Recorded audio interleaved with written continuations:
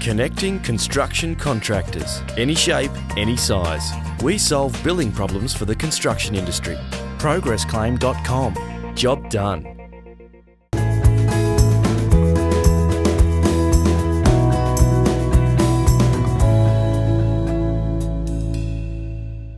G'day Tiger fans, welcome to Raw Vision and Dimma's dissection of the Friday night game, round 15 against Port Adelaide over at the Adelaide Oval. And Dimma, it was a good start in the first quarter, played some good footy but dropped away after that. Yeah, it did, especially during the second quarter. We just we couldn't get the ball out of the middle and they kicked 7 goals straight, which the game was probably pretty much over from there on in.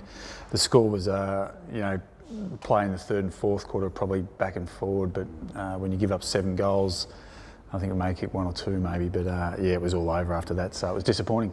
One of the things I thought you probably would have been a little bit disappointed in was just the contest in the air, down the line, and some in our back line as well. Yeah, we spoke to our guys about the strength of Port Adelaide is they're quite good, what we call marks off oppo, where they do mark the ball, and a number of contests where we should have been able to spoil the ball, get the ball to the ground. We just had no consistency in this one. You know, this one's tie.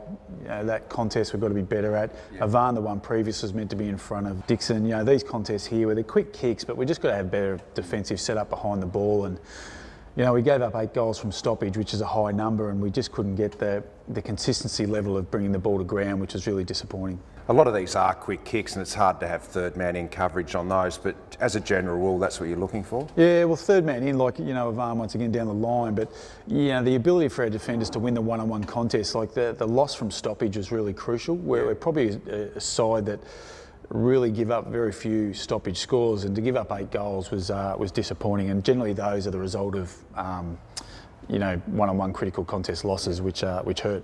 The inside 50 numbers were out of whack. I think they had 68 on the night, and I reckon that really got out of control in this second quarter, where they just won it out of the middle, and it was hard to transition the ball in those conditions. Yeah, it was. I think it was, they had 20, I think, in the second quarter. Once again, we just couldn't get the ball out of our defensive half because they were scoring a goal, then they were coming straight back in the centre bounce and it was going back in there. So, you know, Port, one of the better sides at centre forward turnovers. The strength of their footy club is at that ground too. Once they do hem you in, it is incredibly hard to get out. The second quarter aside, we actually managed to get the ball out reasonably well, but as I said, because they were kicking goals and winning centre bounce, it was really difficult for us to get some scoreboard ascendancy there. So it's an area that we'll improve this week.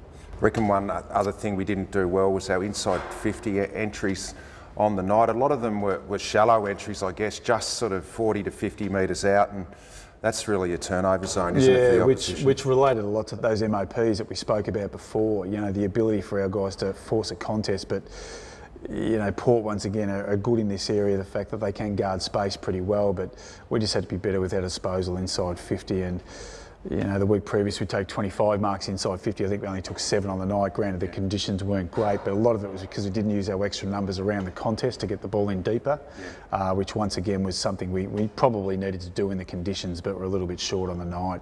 These kicks that go around the 50-metre line there, they're not by design. You really don't want to kick the ball there? No, we call it a trampoline zone. So as you probably saw with that bit of play there, it can lead to a really direct entry for the opposition. So we try and get that ball inside a little bit deeper. Obviously it's a lot harder for the opposition to transition out of, and yeah, it was one of the correlating factors to the loss on the weekend. All right, Dimma, thanks for your time. Thanks, big game this week, the Doggies. They're all big games. They are. Big challenge, the Dogs. So they're playing some really good footy at the moment, so we're just got to make sure our contested ball is a lot better than it was on the weekend and get the result we're after. All right, thanks Dimma. That's been Dimma's dissection, round 15 v Port Adelaide.